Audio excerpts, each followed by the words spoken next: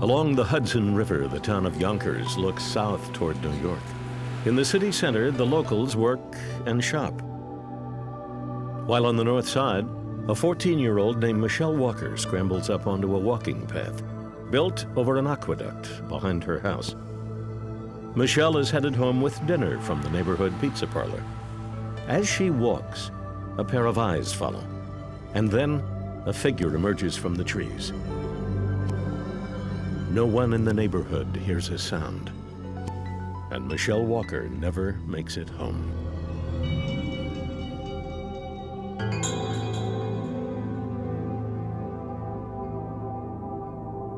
In 1987, Kevin Chamberlain is 11 years old and in the best of all possible worlds, on summer vacation. For Kevin, every day is an adventure, many of them spent exploring the woods behind his house. On the afternoon of June 6th, Kevin walks into the tree line and finds something that changes the child in him forever. And I saw bare feet sticking out, and they were white and puffy. So, I mean, even at that age, I knew that that was somebody who wasn't alive. And I turned tail and ran. Kevin runs past his own house and directly to his neighbor, a retired police officer who immediately calls police. I remember they came in, it was like a swarm of bees. They went in every direction, and there was a few detectives came and talked to me. An officer on scene remembers the missing persons report on 14-year-old Michelle Walker, filed just a few hours earlier, and confirms the girl in the woods is Walker.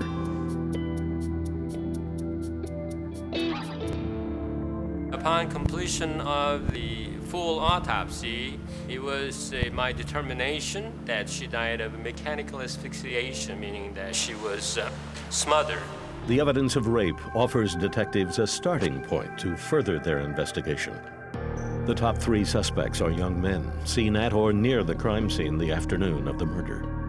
Two of them said they saw, the other one just denied everything. That was Patrick Baxter, and a lot of the investigation hinged on him. Patrick Baxter is 18 years old, and he carries a history of sexual assault. His refusal to talk intrigues Hunt. However, at the time he is questioned, Baxter has an unrelated criminal charge pending against him. And due to our wonderful liberal laws in New York State, we're not allowed to talk to somebody who's got a charge pending against them. So his right to silence is absolute. Suspect Patrick Baxter is put on the back burner, and the investigation pushes forward. Hundreds of pages of reports, hundreds of leads, but no arrests. Eventually, the case goes cold. 3 years after Michelle Walker's death, 20-year-old Jennifer Gibbons drives up to her parents' home. And my stepfather got out and walked over to me as I was circling the back of the car, and he said, "Hold on." And we were always joking, so I thought he was kidding, and I said, "Okay, holding on, you know."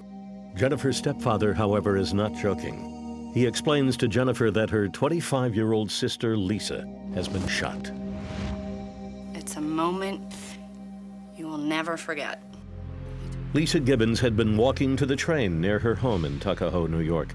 Just 20 yards from her front door, Lisa is dragged into some bushes and killed with a single shotgun wound to the head. Using ultraviolet light, forensics examines the victim's clothes for possible bodily fluids and isolates a small amount of semen on the back of the victim's dress. The sample is analyzed and a genetic profile is developed. DNA testing eliminates dozens of suspects, but provides no leads as to who might have killed Lisa. 9 months after the murder of Lisa Gibbons, Sergeant Lowenstein gets word that suspect Patrick Baxter is back in jail on assault charges. Lowenstein seizes the opportunity to pay a visit to the suspect's home, looking for a sample of Baxter's DNA. Bodily fluids are identified on the items seized from Baxter's apartment. A genetic profile is developed, but does not match semen found at the Lisa Gibbons crime scene. Unsure whether the profile developed is actually Baxter's, Lowenstein does not dismiss the 22-year-old as a suspect. Instead, Baxter is shuffled to the back of the pack. Meanwhile, Lisa Gibbons' murder investigation, like the case of Michelle Walker before her, goes cold.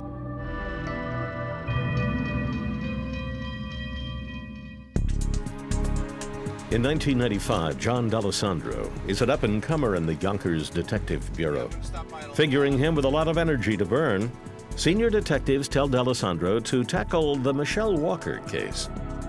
Hundreds of pages of reports and boxes of evidence, winnowing down their list of major suspects until only Patrick Baxter remains. By 1998, DNA has developed to the point where investigators are willing to take a shot at genetic testing. They want to compare semen samples collected from Michelle Walker's body to a reference sample from Baxter. Problem is, detectives have no such sample from their suspect.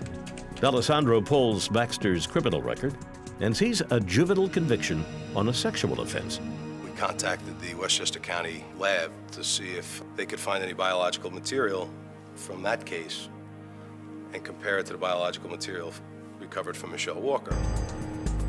The call goes to Mary Eustace, a DNA analyst at the Westchester lab.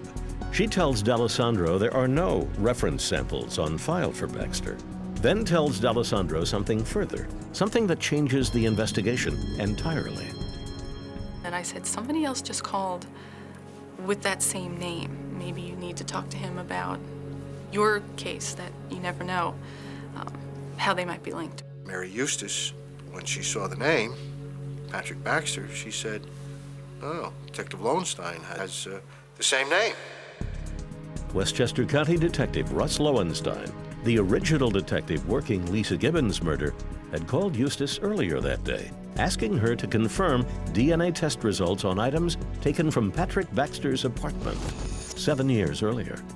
At Eustace's urging, Lowenstein and D'Alessandro compare notes on Patrick Baxter.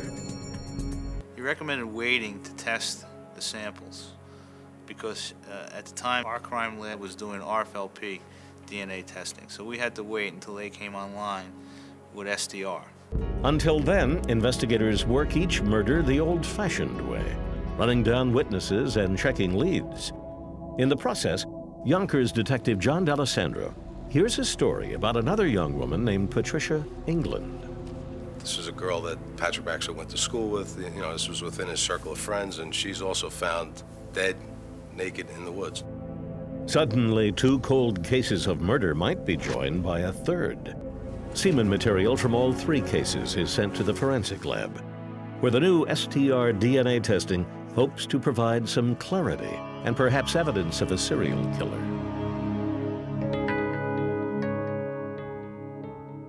We looked at the two profiles, one from the semen stain on the back of Lisa Gibbons' dress and the other from the tank top in the Michelle Walker case, and it was the same profile.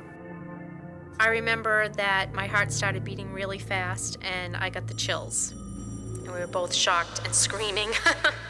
Analysts share the news with investigators. Two cases, for years linked only by a name, are now linked by science. And at this point, you know, we were pretty convinced that Patrick Baxter killed Lisa Gibbons and Michelle Walker. And now we just learned about the England case, and we were sure that that would eventually match the other two. Detective D'Alessandro's gut is right. Elaine Schwartz examines the England evidence. That profile matched those other two cases. All we need to do now is we need to have an order to get his blood. The new DNA evidence gives detectives enough clout to get their warrant. In June of 2000, Yonkers detectives make the 5-hour drive north to Dannemora, New York, where Baxter is doing a stretch for possessing a stolen car and reckless endangerment. Oh, no. No, he didn't want to see me. We developed an STR profile from the tube of blood that was submitted, and then that known profile was compared to all three cases. And it matched at all 13 loci for all three cases. The chance of 1 in, I think it was 943 trillion, that it could have been somebody else. A year and a half later, the district attorney's office is ready to try Patrick Baxter on 3 counts of murder. After a 3-week trial, the jury deliberates for 3 days. On May 9th of 2002, a verdict is returned. Guilty. Jury's verdict was guilty on all counts. He's the guiltiest person I've ever arrested. He's a serial killer, he's a sexual sadist, and he's He's a person who has no emotion when it involves other people. A sentence of 75 years should keep Patrick Baxter from ever killing again. For the detectives that put him there, however, a mere sentence of years falls woefully short. Him hurting other people is what he craves, and that type of person would only kill again. Enough would be to have him suffer the same way that those 3 girls suffered.